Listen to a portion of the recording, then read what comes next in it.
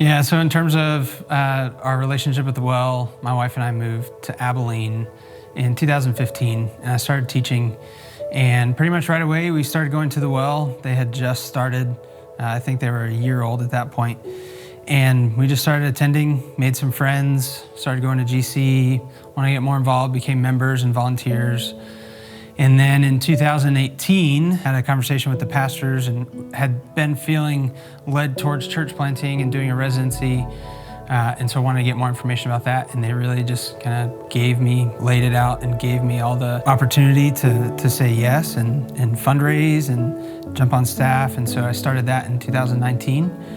And we got commissioned and sent out to go plant a church in San Angelo. Our vision and the values that the Lord has given us, our convictions, are all really geared around setting an example for what it looks like to follow Jesus. And so our emphasis is really relational, but it's also about like the patterns of our lives. And so in San Angelo, a lot like Abilene, Christianity is pretty ubiquitous. You see a lot of churches, being active in the community, but a lot of times that leads people to think that, oh, because I live here, I'm a Christian, or I was born in West Texas, I'm a Christian. And so we want to give people the theology, but also the personal relational leadership to disciple them and lead them in their relationship with Jesus and see them grow and become fully mature disciples and maybe plant more churches in San Angelo or outside of San Angelo. The three primary things that we're praying for at Redeemer,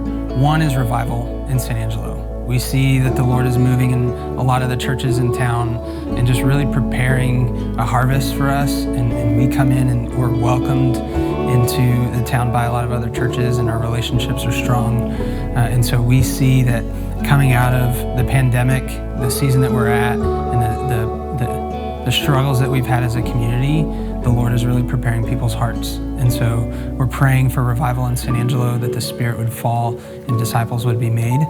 We're also praying for unity amongst all the churches in town. There's a lot of unity that's grown since my wife and I left 7 years ago. And so we've gotten to come back and see the fruit of relationships being strengthened and built and people being reunited. And we're just praying for more and more of churches in San Angelo to be unified. The third thing that we're praying for is just more gospel-centered churches to be planted in San Angelo. From our last census, there seems to be about half of the city that's claiming Christianity, and probably half or a third of that population actually attends a church. And so what we're really wanting to see is that more churches are planted in San Angelo, because at the population we have right now, even if half of our city attends a church, we don't have enough seats. And we want to see all the hearts in San Angelo experience the love and glory of God and become disciples. So we need to plant a lot more churches in San Angelo.